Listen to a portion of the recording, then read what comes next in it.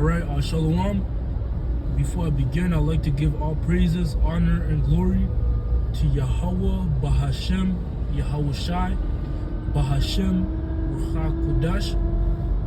I'd like to say double honors as well to my teachers, the apostles, and the elders of Great Millstone, the men that taught me this truth, the men whom I've learned this truth from. And I'd also like to say Shalom to the elect that's out there, you know. So I'm the brother Shaquat from the branch of Great Millstone, Montreal, back with another in-transit lesson. And like always, this lesson, you know, the in-transit lesson is somewhat of an impromptu, right? Flowing in the spirit, you know, based off of a thought, you know, that I was meditating upon, right? And that thought is what the elders had mentioned or spoke about in their street ministry, you know, and that's not to be around the 50-minute mark, right? And they went into how, you know, that you shouldn't be a zombie, you know, in the truth, right? Because if you're a part of the elect, you're not going to be a zombie. And what do I mean by being a zombie is that, you know, you basically, you know, you're basically a follower, man, right? Without having discretion, right? You're a follower without having or using discretion, right? Because, you know, the majority of these other Israelite camps, right? That's what they're, you know, that's what the majority of the congregation is, man. Zombies, right? They don't really, like the elders were going into, you know, they don't really understand what being in the truth really means, right? And this message is for myself first and foremost, man. You know, I'm not, you know, it's for myself first and foremost, right? You know, but, you know, these other Israelite camps, you know, the majority of the congregation just follows whatever their leader, you know, tells them without analyzing what their leader is saying, right? For example, the IUIC, you know, their leaders don't teach particular things, and their congregation, they don't have that, you know, that discretion and spiritual analysis to be like, well, hold on, why are they not teaching this? You know, they're not diving into the scriptures themselves to checking, you know, and seeing if what the teacher is saying is actually, you know, the truth, or if the teacher is withdrawing something from them, you know. And they're not speaking up, even though some people might know that, oh, he's holding back on this. They don't speak up on it, man, right? And that's not the spirit to be. That's not the right spirit to be in, man, right? That zombie follower spirit, you know, like the elders and apostles of Great Millstone, you know, showing you the contrast between the two camps. The elders and apostles of Great Millstone, they teach us, they show us, they tell us, yo, bro, don't listen to what I'm saying. Yeah, you can listen to it, but double check it yourself. Make sure, you know, make sure you're checking it out for yourself, and is, you know, you're persuading yourself that, hey, what he's saying is the truth. Fact check it, you know. But that's the mindset that the elders and apostles push. That, hey, don't take what I'm telling you for face value, but check it out and see if it's true for yourself, man. You know. But that right there goes to show you the contrast between the two different, you know, those two camps and their heads, man. Right? Because the apostles, they're not breeding, they don't want to breed followers, man. Right? Because also, you know, with the congregation full of followers, you know, that's gonna lead to man worship, man. Why? Because they're gonna be worshiping the leader, like the, you know, IUIC. I hate to bring it up, but that's the truth, you know. The scriptures speak about rebuking and, you know, and so on and so forth, and that's a part of rebuking, calling out things, man. You know, but the IUIC, they, you know, their leader is basically on the pedestal. he's being worshipped by their congregation, man. And that's not how things are supposed to be. That's not, that's not how it's supposed to be. We're only supposed to be worshiping Yahweh and Yahweh Shai. We're not supposed to worship men. Yeah, we reverence men. We give men their double honors, but not to the point where, like you're worshiping them. And I'm bringing out IUIC because I seen a video, of their Passover with their leader basically being worshipped, man. It was him running down an aisle, and what? The women were damn near fainting, like this guy was a celebrity or something. But that's not how things are supposed to be, man. Right? So hey, let me jump into the scriptures. Salakia. So this is the book of Sirach or Ecclesiasticus in the Apocrypha, chapter 37, and I'm gonna start at verse 27. It says, "My son, prove thy soul in thy life, and see what is evil for it, and give not that unto it." Right, and the reason why I'm bringing this out is because this scripture pushes you or encourages you to use discretion, and to think for yourself, right? Because there may be certain advice, that the elders and apostles of Great Millstone might give out, by, via a video, right? But that advice, depending on what it is, it might not be profitable to you as an individual, but it might be profitable to somebody else, so you have to use discretion and be like, okay, hold on, what the apostle is saying is the truth, it's right, but it's not gonna benefit me. It doesn't suit my situation, right? And that's using discretion. That's you thinking for yourself, man, right? And that's you proving your soul and being like, okay, that's not gonna fit me. That doesn't fit me. That doesn't fit what that doesn't fit my situation, because if I apply that, I'm gonna fuck up my whole situation, man.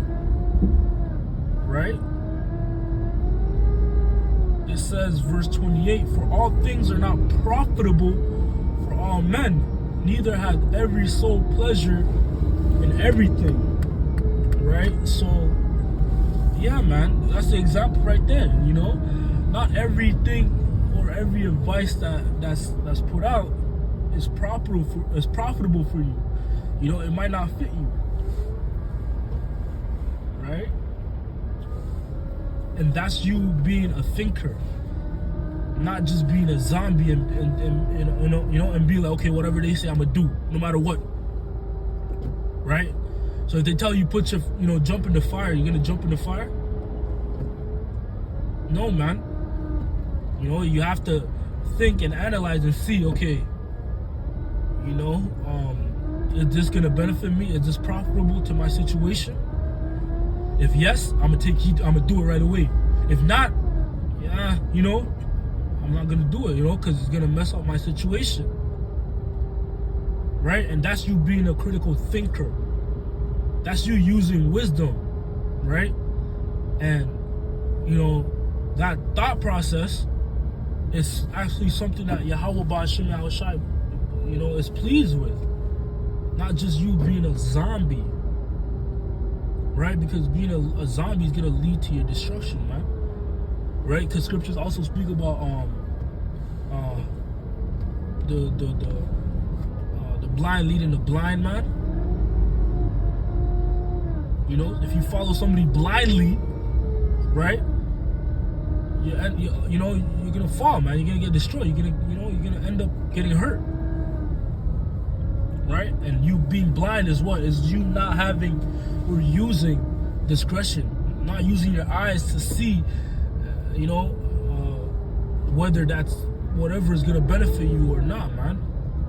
Because that's why you have eyes, for you to analyze things, to look at things from different angles, man. And that's what discretion is all about, man. You seeing things from a different angle and seeing coming to the conclusion whether that that's gonna benefit you or not, man. That's what it's all about,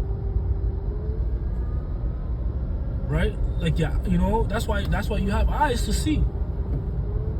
You see three paths. You see a dark one. You just use your head, man. Ultimately, and once again, I'm speaking for myself first and foremost, right?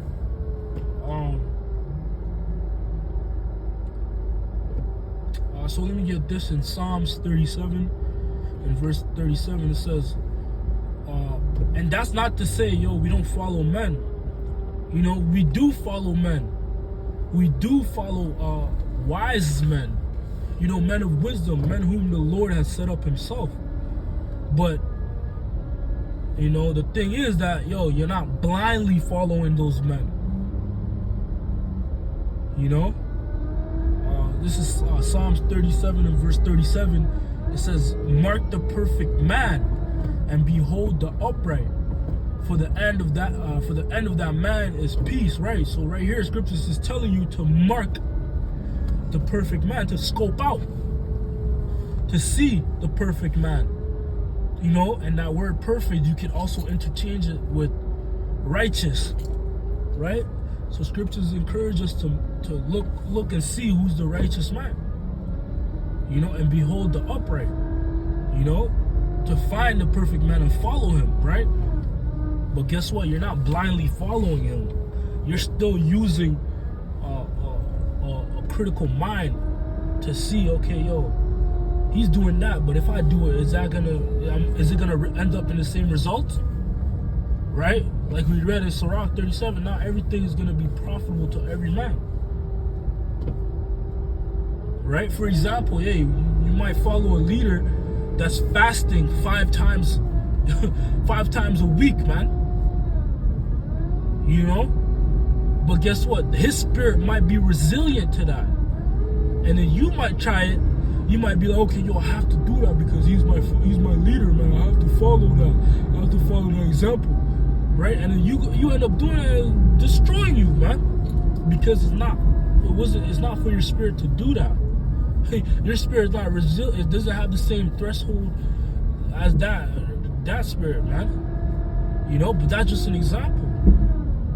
Right?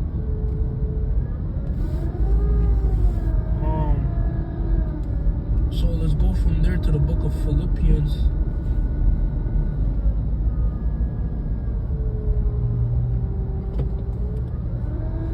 Chapter 2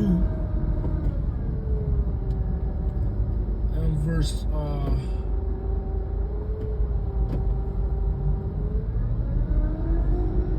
12. It says, wherefore, my beloved, as ye have always obeyed, not as in my presence only, but now much more in my absence, work out your own salvation with fear and trembling. Right? You gotta work out your own salvation, and your own salvation is not the same as another man's. It's not the same as your leader. It's not the same as the brother you came.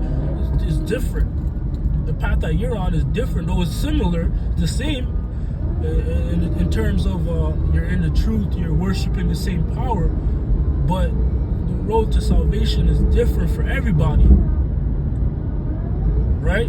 You gotta know the lane that you're in, and the different difficulties and so on and so forth that are in your path, man, because it's not gonna be the same as another brother's, man.